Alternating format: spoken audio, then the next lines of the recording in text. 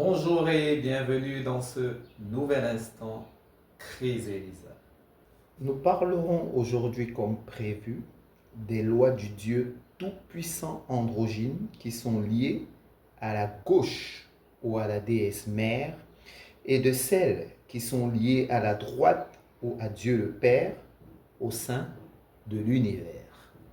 Commençons notre propos du jour par cette information.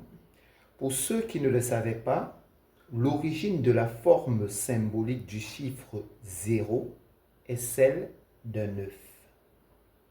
Mais pas n'importe quel œuf, car il s'agit ici de l'œuf cosmique, duquel, selon de nombreuses cosmogonies, tout émergea au sein de l'univers.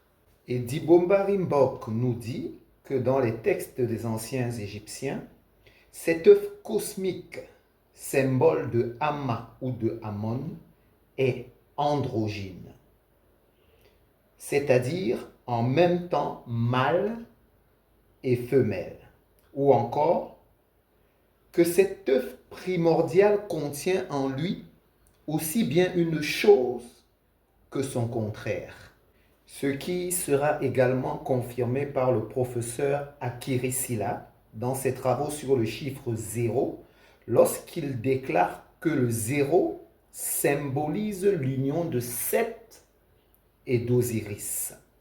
Autrement dit, ce qui sépare et ce qui relie sont nés ensemble à l'origine de notre univers. Et voici ce que nous dit la cosmogonie soudanaise s'agissant des débuts de l'univers, tout en rappelant qu'il s'agit ici d'un texte non seulement beaucoup plus ancien que la Bible, mais aussi plus ancien que la civilisation de l'Égypte antique. On dit qu'Ama était dès le début une parole, sorte de verbe aux vibrations suspendues, seul comme un point dans l'espace sans limite et sans direction. Il se reposait et toutes les choses qu'il enfermait au-dedans de lui se taisaient à son exemple. Il était un, car aucune distinction n'existait entre lui et les choses, ni entre les choses qu'il contenait.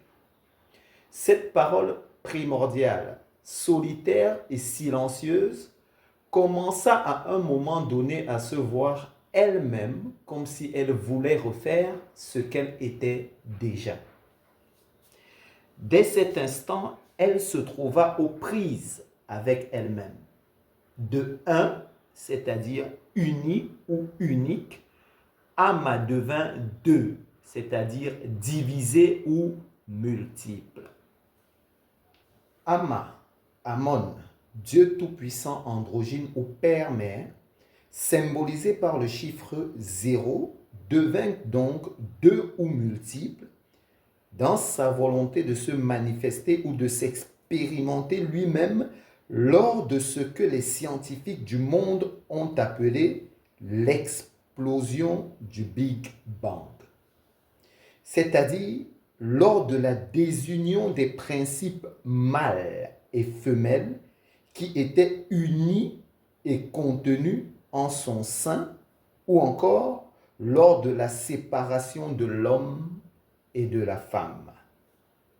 Autrement dit, l'expérience de la manifestation n'est possible au sein de l'univers qu'avec l'apparition de l'espace-temps, c'est-à-dire d'une séparation ou d'un intervalle entre un homme, une cause ou une semence, et sa femme, son effet ou ses fruits. Symboliquement parlant, la manifestation n'est possible qu'avec la séparation de l'homme et de la femme.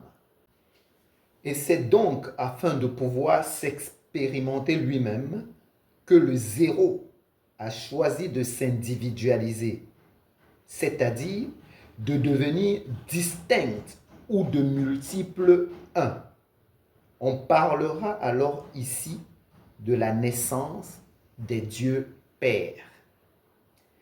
Car lorsqu'il est dit dans la Bible que le Dieu tout-puissant androgyne, c'est-à-dire celui qui est unique ou identifié par le chiffre 0, se tient au milieu des dieux avec petit d. Les dieux avec petit d représentent ici les dieux pères ou les multiples divinités qui sont identifiées par les multiples 1 ou les différentes semences des réalités nées du Big Bang ou de l'éclatement de l'œuf cosmique originel. Et la gauche de l'univers, symbolisant le monde visible ou matériel, animé par le principe de la dualité ou de la division du diable, et la droite de l'univers, symbolisant le monde invisible ou spirituel, animé par le principe de paix ou de l'unité de Dieu. C'est donc pourquoi on aura au sein de l'univers des divinités ou des dieux pères qui seront liés à la gauche ou au principe féminin de l'univers et des divinités ou des dieux pères qui seront liés à la droite ou au principe masculin de l'univers. Raison pour laquelle la Bible nous déclare qu'un être humain peut avoir pour père ou pour principe directeur de sa conscience en ce bas monde, soit Dieu ou le principe de la droite de l'univers, soit le diable ou le principe de la gauche de l'univers. Pour faire simple, on dit d'une conscience divine en incarnation sur la terre qu'elle a le diable pour père ou pour principe directeur de sa vie ici-bas, lorsqu'elle a l'esprit essentiellement tourné vers le monde extérieur ou matériel, ou encore lorsque toutes ses décisions sont motivées par la réalité que lui rapportent ses sens charnels. Ce qui dans la Bible est appelé marcher dans le monde par la vue ou encore être à la gauche de Dieu. Et on dit d'une conscience divine en incarnation sur la terre qu'elle a Dieu pour père ou pour principe directeur de sa vie ici-bas, lorsqu'elle a l'esprit essentiellement tourné vers le monde intérieur ou spirituel, ou encore lorsque toutes ses décisions sont motivées par la réalité que lui rapportent ses sens spirituels.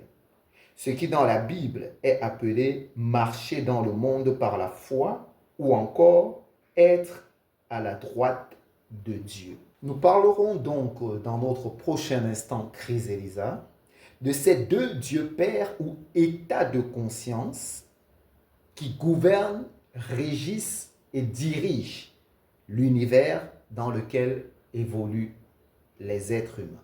D'ici là, portez-vous bien et je vous dis à très bientôt pour un autre instant Chryselisa.